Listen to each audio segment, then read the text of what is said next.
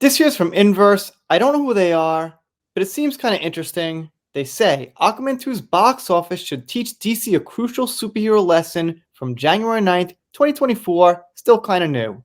Now, the only lesson we know they should be taught is that don't keep someone in a movie who was proved to have defamed another actor, also to have committed some DV. But of course, this article is actually kind of praising Aquaman from what I see. Now, I didn't read the whole thing because I react to these articles instead of thinking about it so hard and having some commentary, but that's what I think. Let's see what we got. Say what you will about recycled villains, gross out gags, or Jason Momoa's disturbingly beige contact lenses, but Aquaman 2 still makes for a great time at the movies.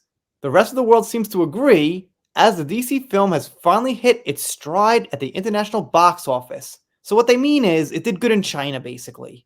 Not like everywhere, not internationally. It got a huge chunk of what it made in China, I think about half of its total, which I think was around 350, 370, 330, not exactly sure. They say 400 million, whatever. It didn't make profit. And that's all that matters. I mean, if it got 370, that's not much better than like 350, and 395 isn't much better than like 310 because it's all a money loss. Aquaman 2 raked in an impressive 400 million worldwide after 3 weeks in theaters, effectively recovering from its debut slump. Well, like I said, not really. Recovering would be at least making some profit.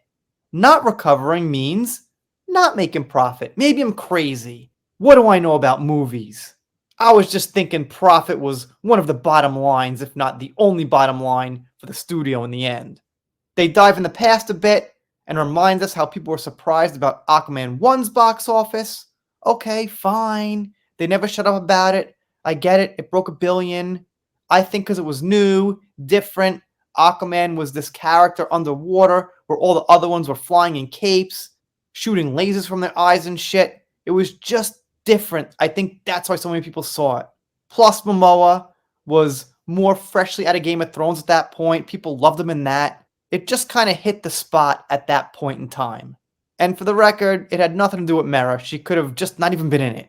Even if Aquaman 2 doesn't rise much higher than it already has, Warner Bros. And DC still have something to learn from it.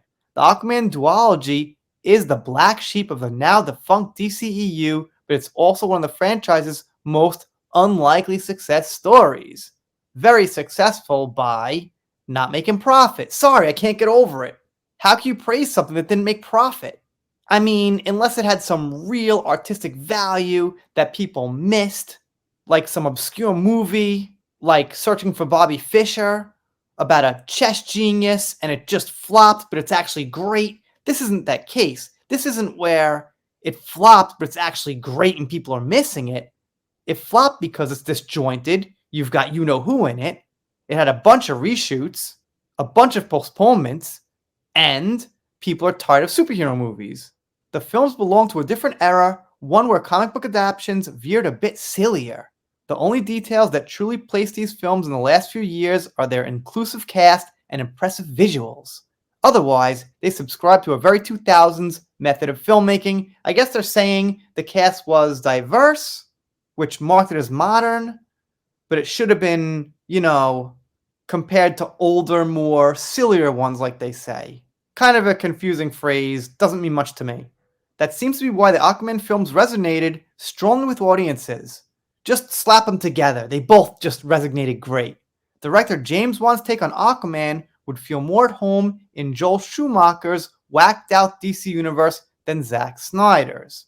Right, cause Schumacher had that kind of 1960s kind of jokey, silly, bright style. I haven't seen Aquaman 2 for obvious reasons. I can't see it, I won't see it, but I'll take their word it was a little more silly and fun or wannabe fun. They say it's a change from Christopher Nolan, who does, pretty dark, serious ones, and Snyder and the Russo brothers.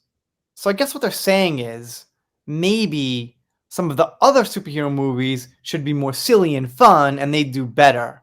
But they're all flopping. I guess if they were like Aquaman, they would flop slightly less. And it ends here. Aquaman 2 gave fans a respite from the doom and gloom, as have DC films like Shazam and Suicide Squad.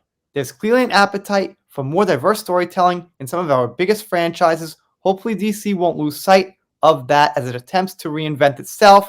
Aquaman's playing in theaters now. Well, kind of. I think it's at the end of its run pretty much. Alright, I kind of get their point. But the problem is, it wasn't put together well. It was sloppy, disjointed, and the humor didn't land because it wasn't actually part of a cohesive story. I'm hearing this third hand, by the way, but I believe it. I'm sure it was sloppy and disjointed. I'd bet on it. So they're saying, bottom line, Aquaman 2 was fun, and more superheroes need to be like that. Here's what I get. Full circle back to the beginning. Don't be hypocrites. Take out someone when they should be taken out, or at least explain yourself like we couldn't take them fully out and give some reasons. Then that might have done a little bit better. If Warner Bros. Actually put out a statement on X or something like that and said, we understand some fans are upset that Amber's in the movie, but she's in contract. We couldn't do anything about it. We have to keep her in the final, or something along those lines in nicer words, just explaining themselves and saying, you know what, maybe she should be out, but at this point we're stuck with it and we got to roll with it. That's our decision. It will be better for a few certain people, maybe, if they at least showed they knew what they were doing. Not just keep it quiet and kind of edit it around and stuff and just say, it was always a bro movie, blah, blah, blah, blah, blah. Anyway, let me know what you think down below. If you're not subscribed here, consider it. If you don't, I'll be sad, but I'll get over it. See you next time.